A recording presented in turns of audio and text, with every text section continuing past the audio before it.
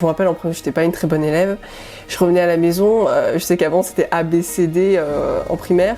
Je revenais avec des C ou des D et là tout de suite, je savais que ma journée allait être gâchée quoi. Parce que ma mère allait venir me parler et me dire Estelle, c'est vraiment n'importe quoi ce que t'as fait et me faire pleurer pendant des heures et des heures. Et vraiment, enfin...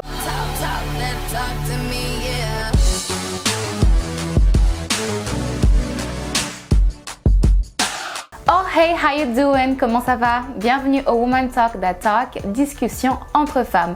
Aujourd'hui, on va parler d'un sujet super intéressant d'éducation, de la pression familiale et des parents exigeants envers leurs filles.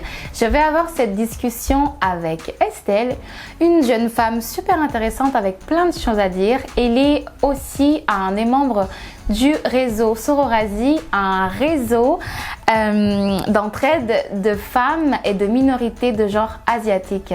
How you doing, Estelle? Bah ça va très bien. Bienvenue au Women Talk That Talk. Merci beaucoup d'avoir accepté l'invitation. Merci à toi. Aujourd'hui, on va parler d'un sujet, Estelle, super intéressant. L'idée m'est venue quand on était en live sur une des pauses café, parce qu'on fait des pauses café sur notre page Instagram. C'est le moment de nous suivre. D'ailleurs, je vais profiter avant juste de commencer, Estelle. Je vous invite tous à vous abonner à notre chaîne YouTube si ce n'est pas encore fait. Si vous nous écoutez sur le podcast, je vous invite aussi à nous laisser une évaluation de 5 étoiles, c'est bien. Comme ça, iTunes Podcast, iTunes et Spotify vont aussi recommander notre podcast, notre épisode à d'autres personnes. Je te reprends, Estelle. On va parler d'un sujet super intéressant avec toi aujourd'hui. Donc, les parents, l'éducation. Mais avant ça, je voulais te demander de te présenter un petit peu, si tu veux bien. Alors, qui est Estelle ? Alors Estelle, elle a 18 ans, elle vient d'arriver à Montréal pour ses études, donc je suis étudiante à l'université McGill et j'étudie du coup le développement international. Et j'ai à côté de ça du coup une page TikTok où je poste des trucs de ma vie sur les études et pour recommander aux personnes aux lycéens surtout en France d'aller étudier au Canada, à Montréal, à McGill. Donc voilà, et je suis bien sûr membre du collectif Sororasi. Donc voilà, je fais des articles, je suis présente aussi sur la page Instagram. Pour ceux qui ne connaissent pas, c'est un réseau d'entraide, mais c'est quoi la mission derrière ? La mission, c'est surtout une mission, je pense, d'éducation et surtout pour que nous, les femmes asiatiques, en fait, les femmes minorités de genre asiatique, puissent s'exprimer en fait, parce que je pense que c'est important pour nous de parler et avec notre propre voix en fait, qu'il n'y ait pas une narration derrière et que ça soit notre propre discours qui est mis en avant sur les réseaux notamment. Voilà. Comment est-ce que tu vis ton expérience actuellement à Montréal? Pour l'instant, je pense que je la vis plutôt pas mal. C'est vrai que c'est vraiment un bol d'air frais. Quand je suis arrivée, j'ai expérimenté tellement de choses alors qu'à Lyon, comme je disais, il y a aussi, du coup, on va en parler, mais le fait qu'il y a les parents qui soient là et tout, ça m'a beaucoup limité en fait dans ce que je pouvais découvrir en fait. Et là, so far, je suis super épanouie ici. Montréal, ça ouvre tellement de portes et c'est un changement drastique en fait. Ça donne des ailes. Ah oui, clairement, là. Montréal donne des ailes. C'est toujours l'impression parce que ça fait un mois que t'es là. Ouais. Donc c'est pour ça que c'est encore tout frais, donc on en profite. Je vais aller avec une question tout de suite dans ta vie perso directement. Comment est-ce que était ton enfance?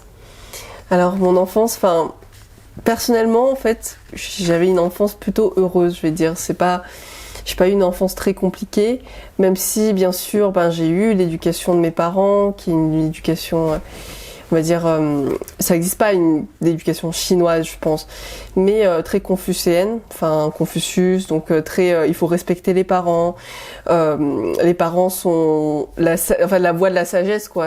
Il y avait vraiment une certaine hiérarchie, je vais dire, entre moi, l'enfant, et mes parents. Mais après, encore une fois, pas autant que... Parce que des fois, je me compare avec les gens que je vois, mes amis en Chine, par exemple, et eux, c'est très... la démarcation est très présente. Moi, j'ai vécu en France. Je suis née en France, à Villeurbanne, plus précisément, à côté de Lyon. Et mais du coup, c'était vraiment... Enfin, ce qui était bien aussi, c'est qu'ils me disaient tout le temps... Enfin, il faut que tu préserves l'héritage chinois. Donc, ils m'ont tout de suite appris à parler chinois, à écrire. Ils m'ont inscrit dans des cours. J'étais dans une école internationale en France, pardon. Donc, j'avais des cours de chinois. Donc, j'avais 9 heures de chinois par semaine. Wow. Ce qui m'a fait que je suis contente de pouvoir lire, écrire en chinois. Donc, ça, je pense, c'est vraiment bien parce que j'ai genre mon héritage, on va dire culturel, je pense que je l'ai quand même bien intégré. Même si j'ai du travail à faire, enfin c'est pas totalement acquis, je pense que jamais ça sera acquis. Mais ou sinon à part ça, oui, c'est vrai que personnellement, je trouve quand même que j'ai subi une certaine pression quand j'étais enfant et que par exemple, c'est quelque chose qui revient, c'est le jugement de mes parents qui étaient très présents quand j'étais enfant, Ok, juste, on va y venir petit à petit plus tard. Est-ce que tu avais des frères et sœurs? Ouais, j'ai une sœur, une petite sœur. Donc tu as dit que tes parents étaient exigeants envers toi. Qu'est-ce qui t'a fait dire ça? Surtout, exigeant, surtout académiquement aussi. C'est quelque chose qui est très très présent dans ma famille, donc tout le temps avoir les meilleures notes, être meilleur de sa classe. Donc je me rappelle des fois où c'était en primaire, je me rappelle en primaire, j'étais pas une très bonne élève. Je revenais à la maison, je sais qu'avant c'était A, B, C, D en primaire. Je revenais avec des C ou des D et là tout de suite, je savais que ma journée allait être gâchée quoi. Parce que ma mère allait venir venir me parler et me dire Estelle, c'est vraiment n'importe quoi ce que t'as fait et me faire pleurer pendant des heures et des heures. Et vraiment, le truc c'est que ce qui m'a fait que j'ai eu la culpabilité en fait de mes parents sur mes épaules. C'est ça qui m'a fait vraiment, je pense, avancer. Je voulais tout le temps être meilleure parce qu'il y avait mes parents en fait. Ok, parce que tu voulais pas qu'ils te tombent dessus en mode, écoute, c'est pas bien. C'est pas bien. Et surtout aussi parce que j'avais peur de décevoir mes parents. C'est surtout ça aussi. T'as toujours été une bonne élève après la primaire? Je dirais lycée, j'ai surtout été une bonne élève. Au collège, ça commençait. Mes parents m'ont dit, tu t'es réveillée en seconde, première. C'est comme ça qu'ils m'ont. Waouh. Donc, mais t'es quand même arrivée en première. C'est pas comme si t'avais redoublé. T'as quand même été près de la moyenne. C'est ça. Pour eux, c'était pas suffisant. J'avais 15 de moyenne environ au collège. Oui, non mais attends. Alors au collège j'avais 15 de moyenne. Non mais attends. Attends.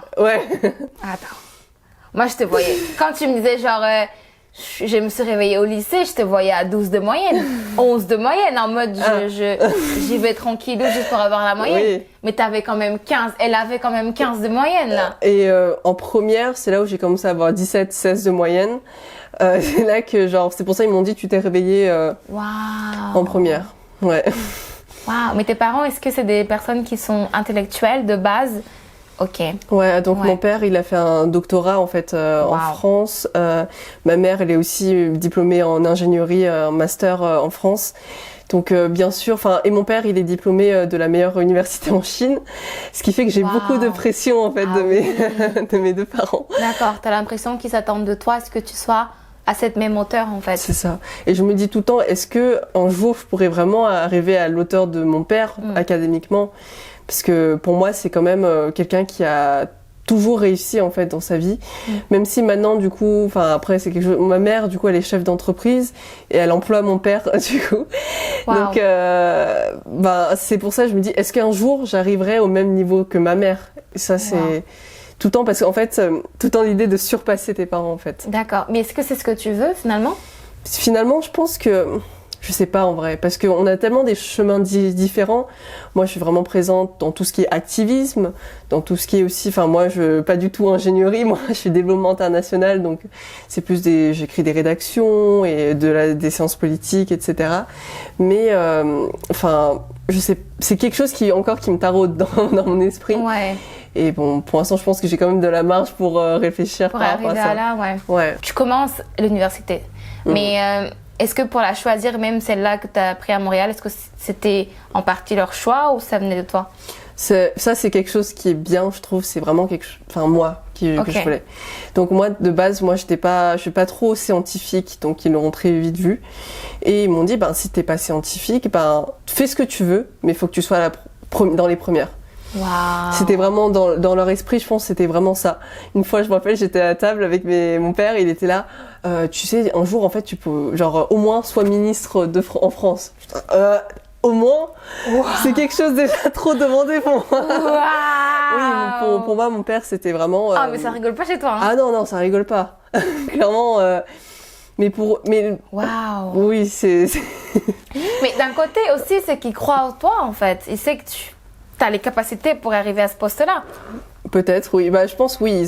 Je pense que c'est ça. Après, on va revenir. Mais le fait que, par exemple, à la fin, en première, j'avais des très bonnes notes. Ils ont dit, Estelle a la capacité, en fait, d'arriver à un certain poste comme celui-là. Mais encore une fois, c'est de la pression de leur part. C'est ça. Ça vient pas de toi. C'est pas de moi. Ouais. Voilà. Comment est-ce que à cette époque-là, il y a quelques années, ça venait déjà te chercher de façon émotionnelle? Est-ce que tu comprenais un peu ce que tu ressentais? Est-ce que, le manque de confiance en toi, ce besoin de plaire tout le temps aux autres, comment est-ce que ça t'impacte directement? Ça m'impacte, du coup, le jugement de mes parents m'a beaucoup impacté, donc émotionnellement, donc aussi, parce que ma mère, elle m'a beaucoup jugée aussi physiquement, sur comment j'étais, en fait. Donc, je me rappelle, quand j'étais en primaire, on était dans des dîners et elle disait mon poids à ses amis et ça m'a vraiment, un mal-être profond s'est installé en moi en fait par rapport à mon poids. Ouais, stop. Est-ce que c'est culturel de dire le poids de ces enfants Je dirais pas si culturel. Je dirais qu'il y a une part de leur éducation en fait. Okay. Du fait de juger par rapport, parce que du coup, je trouve qu'en Chine, dans la société chinoise, c'est très... maintenant, c'est de plus en plus basé sur le physique des personnes. Il faut que tu sois mince, il faut que t'aies la couleur blanche, il faut que t'aies des trucs. Okay. Et ce qui fait que, donc quand j'étais en primaire, en plus il y avait des choses extérieures, donc mes parents se sont séparés pendant 1 an, se sont remis ensemble pour les enfants. Donc, voilà. Donc, j'étais pas en état de dépression parce qu'on m'a pas diagnostiqué, mais j'étais dans un profond mal-être, ce qui fait que j'ai commencé à être boulimique et à prendre du poids. Et c'est là que ma mère, elle a commencé à dire, regardez, Estelle, elle fait ce poids-là à ses amis. Et je me rappelle, dans la voiture, quand on revenait, moi, je pleurais, quoi. Je disais, maman, c'est n'importe quoi, tu m'as mis tellement une pression par moi-même, mais encore une fois, je trouve que ça m'a pas. Une fois, je sais que ça allait trop loin, au sens où je me suis forcée à pas manger pendant une journée, alors que j'avais 10 ans. Wow. J'avais 10 ans, à cette époque, normalement, t'es pas censé. T'es pas censé penser à ça. Ouais. Mais à cause du jugement de ma mère surtout, je me suis évanouie dans la classe. Parce que tu voulais rester mince. Parce que je voulais rester mince. Attends, mais je vais juste revenir un peu dans ce que tu as dit. C'est-à-dire que ta mère, quand tu étais boulimique, donc tu avais perdu du poids malgré toi. Tu avais pris du poids. J'ai pris du poids, ouais. Tu as pris du poids, ok. Et quand tu as pris du poids, ta mère, donc, elle a dit le poids lors de cet événement-là à ses amis parce que... C'est quoi le but derrière? C'était juste pour dire, regardez, ma fille... est grosse. Ouais, clairement. Wow. C'était... Waouh. Ouais. C'était pas la meilleure période de ma vie. Non, pas du tout. Est-ce que tu penses, aujourd'hui, avec le recul que tu as, est-ce que tu penses que tes parents se rendaient compte du mal qu'ils te faisaient? Je pense que oui. Wow. Donc, je sais, j'en ai parlé avec ma mère. Donc, je me rappelle, c'était il y avait 2 ans. Je pense que je vais lui en reparler.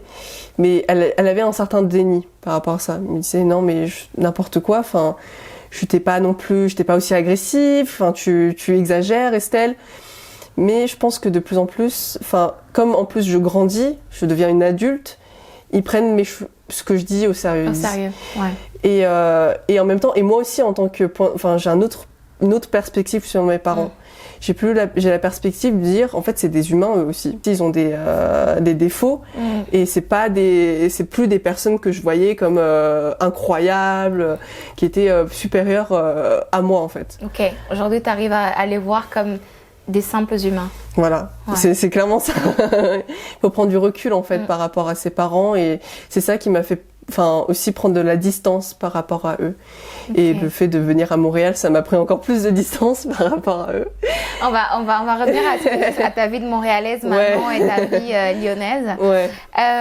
Ok. Donc ta mère, quand elle t'a répondu que pour elle, c'était pas si compliqué, mais elle a quand même réussi à mettre du doigt sur la douleur que tu as pu ressentir. Oui. Elle a pu le voir. Ça, c'est aussi quelque chose que j'en parlais. Donc, j'ai reçu, en fait, quand j'étais petite, on m'a puni aussi par les mains, on m'a tapé, quoi. Oh, girl. Ouais. On nous a tous tapé. On nous a tous tapé. Ouais, voilà. Girl. Girl. Ça, c'est quelque chose, je pense que... Ouais, mais après, ça ne justifie pas que c'est pas valable. C'est ça. Que ce que tu as vécu peut être vu comme un trauma. C'est ça. Et que c'est valable. Tu vois, ça parce que tout le monde le fait, que c'est normal. C'est ça. Tu vois, ça c'est que je veux souligner. Donc, les mains. Ouais, les mains, donc beaucoup, je me rappelle beaucoup de fois. Ça aussi, c'est quelque chose, j'en ai reparlé à ma mère. Elle m'a dit, elle regrette maintenant de m'avoir tapé quand j'étais petite. Ça, pour moi, c'est quelque chose de très bonne avancée, une très grande avancée par rapport à ma construction ma relation entre elle et moi en fait. Ok. T'avais besoin de ce pardon. Ouais, j'avais besoin de son pardon. Non. De l'entendre dire. C'est ça. Pardon. Ok. Et mon père aussi m'a dit. Après un peu moins, mais encore une fois, parce que du coup j'ai pris du recul sur eux. Et eux aussi ont été encore pires. Ils ont été frappés par, du coup, mes grands-parents. Et oui. Et même si ça justifie rien du tout. Rien du tout. Mais souvent, tu reproduis, sans le vouloir, les mêmes erreurs de tes parents. C'est ça. Et après, je pense aussi à nous de casser ce schéma. Donc, il faut apprendre, il faut aller s'éduquer. Et aussi parce que nous, maintenant, on a les ressources, en fait, possibles. C'est grâce aux réseaux sociaux. Et l'éducation est beaucoup plus présente et beaucoup plus accessible, en fait. Comprendre un autre point de vue de ce que les autres familles ont, quoi. Et eux, ils n'ont pas besoin de taper leurs enfants pour bien éduquer leurs enfants, quoi. Les enfants, ouais. C'est vrai. Non, c'est vrai. Waouh. Donc, t'as été traumatisée du chicotte. Ah ouais. C'était quoi? Parce que chez nous, ma mère, c'était genre une espèce de câble ou je sais pas quoi. Oh là là. Ah ouais, genre, c'est folie.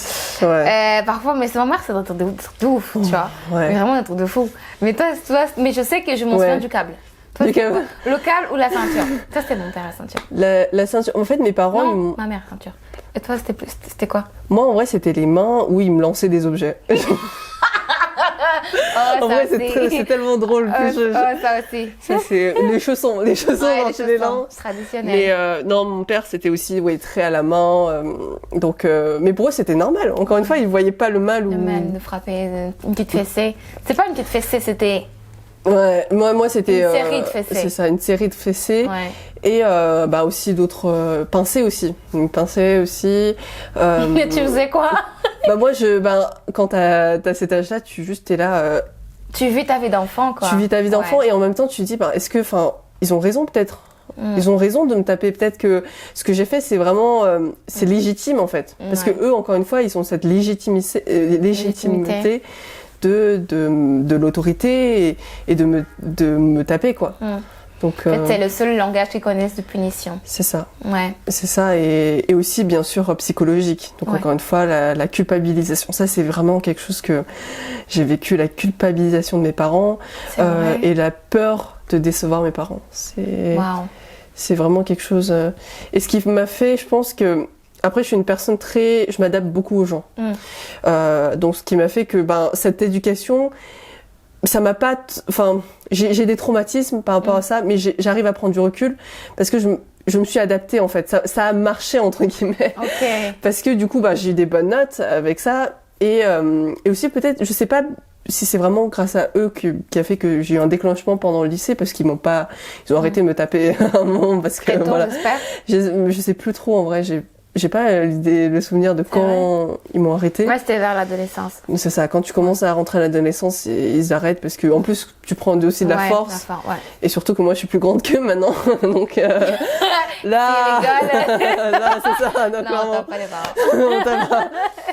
Mais est-ce que c'était peut-être trop tôt aujourd'hui, mais est-ce que t'as réussi à pardonner tes parents?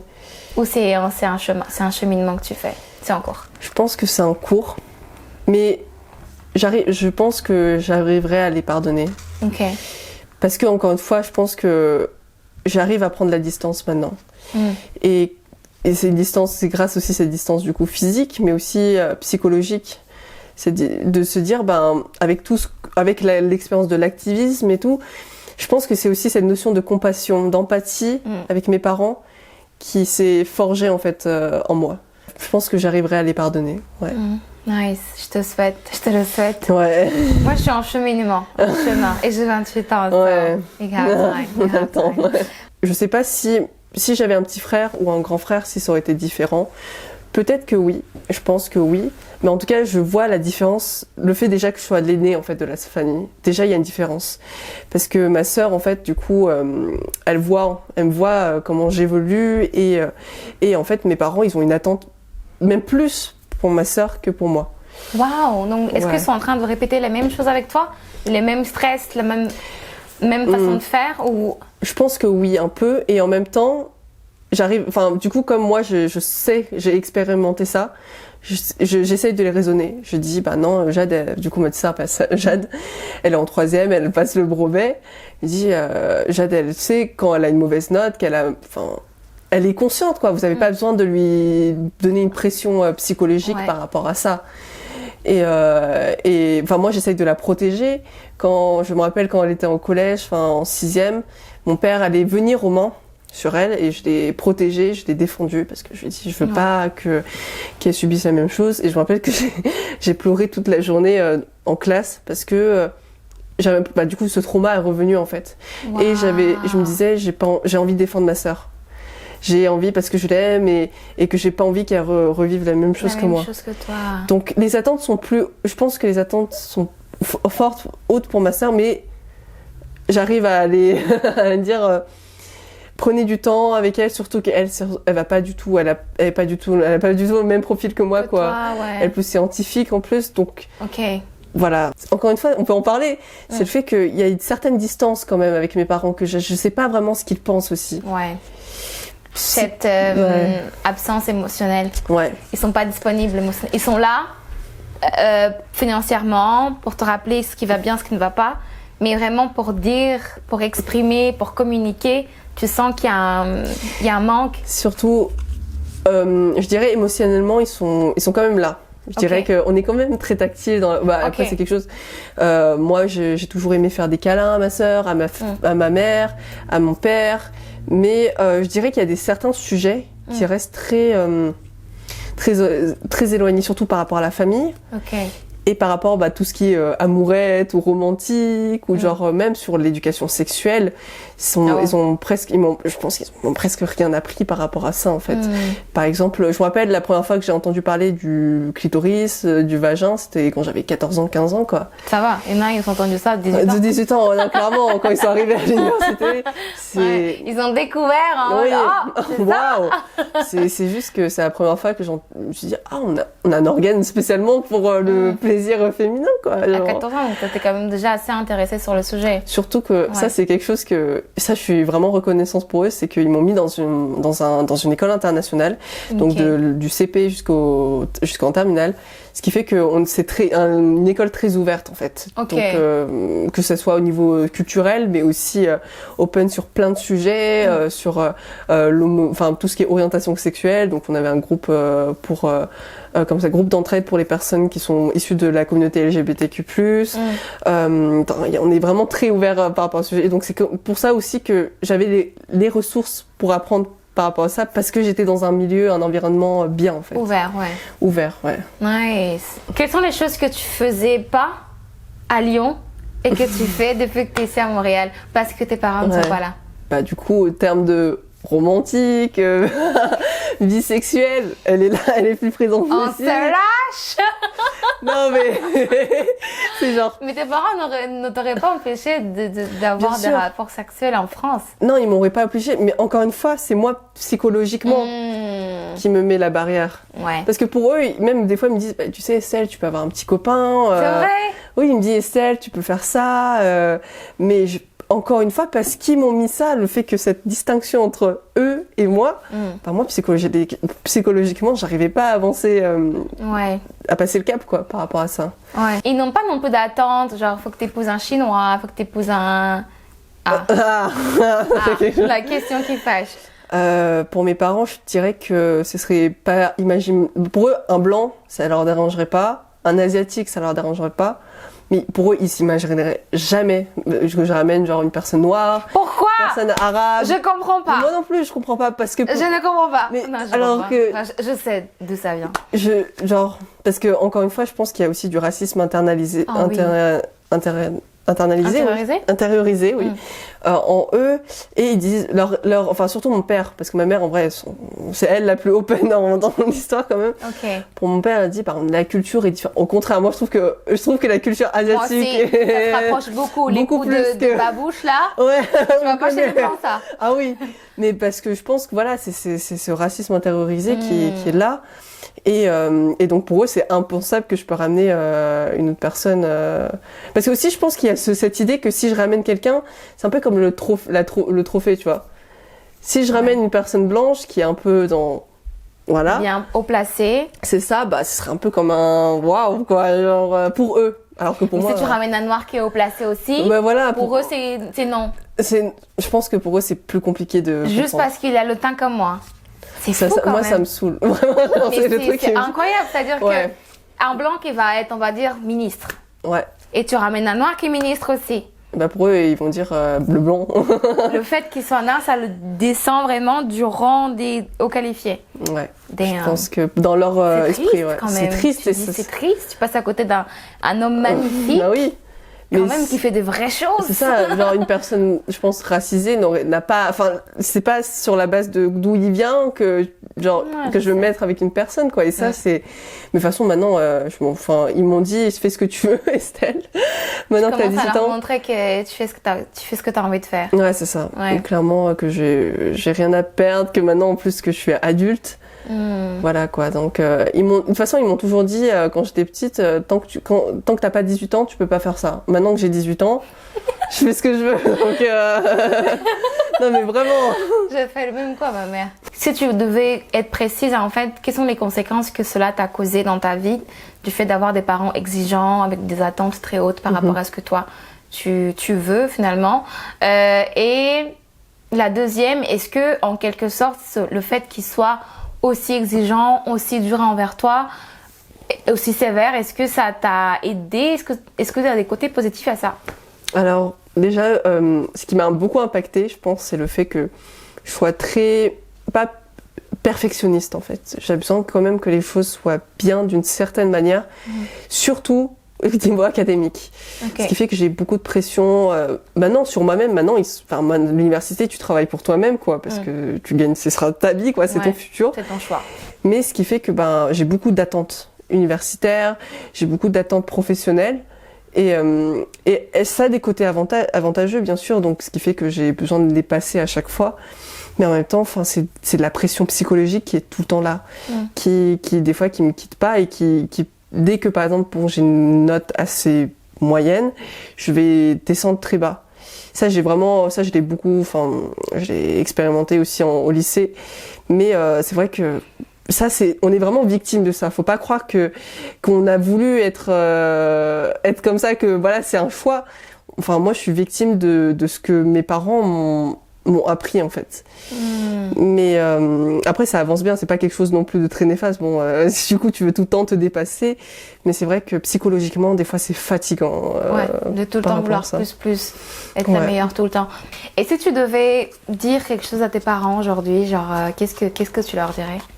Je leur dirais que déjà je les aime mais énormément. Enfin, je vous aime, papa, maman, mais que en fait, c'est en avançant, c'est en parlant. Je pense qu'il faut qu'on communique plus, qu'on arrivera à avoir une bonne entente, de vivre mieux ensemble. Je pense que c'est vraiment cet aspect de vivre ensemble qui est important et que notre relation sera plus égale, on veut dire, que il y a moins de hiérarchie entre vous et moi et que je pourrais peut-être aussi plus m'ouvrir à vous. Parce que c'est aussi quelque chose qui me disent je m'ouvre pas assez. Et je pense que si on parlerait plus, si vous écoutez plus, je pourrais plus m'ouvrir à vous, oui.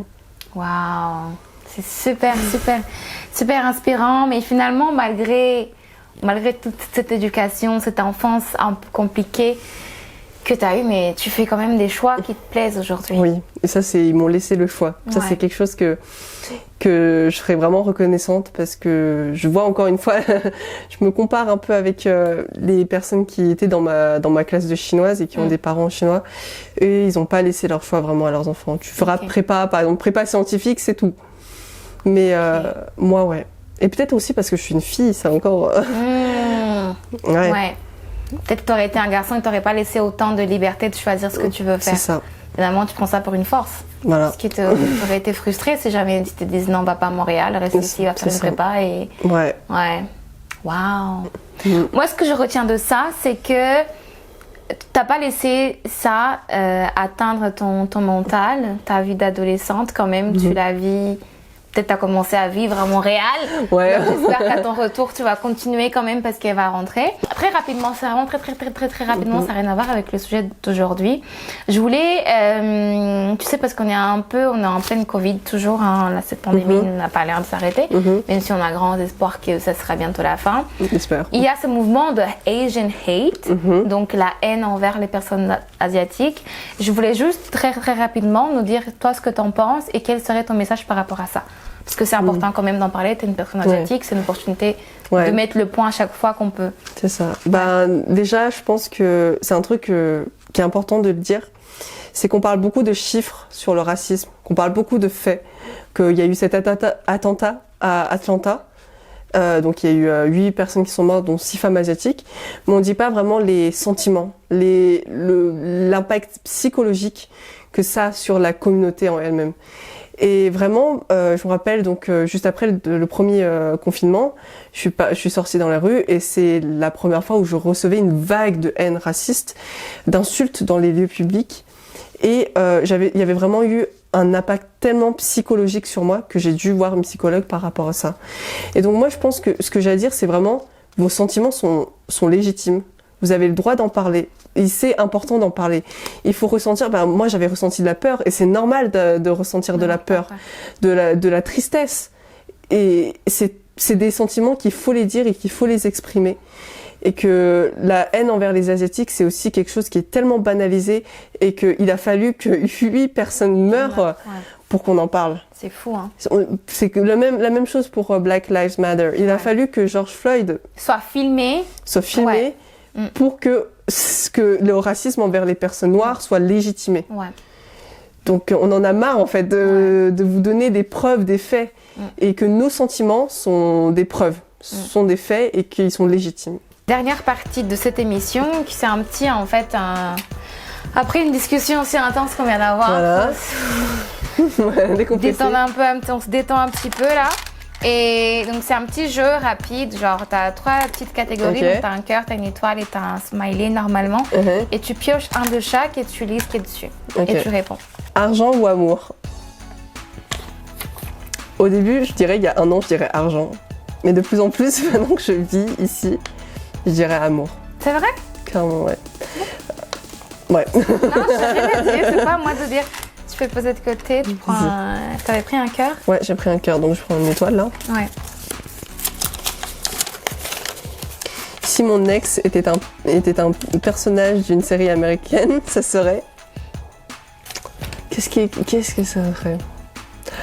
Henry Cavill. De quelle série? De The Witcher. Est-ce que tu l'as vu ou pas, la série Netflix? Oh mon Dieu, c'est le mec qui fait Superman. Dans... Oh, waouh! Ok. Je pourrais flex, je dirais, mon ex, c'est Henry Cavill. Vraiment, c'est genre... si c'est ton ex, t'as plus le droit de flex. Ouais, mais c'est vrai. C'est vrai, mais vraiment, genre juste pour dire que j'ai daté lui. Répète cette phrase. Je suis une femme merveilleuse et ce n'est pas un mensonge. Je suis une femme merveilleuse et ce n'est pas un mensonge. Faut que tu sois plus convaincante, Estelle. Okay.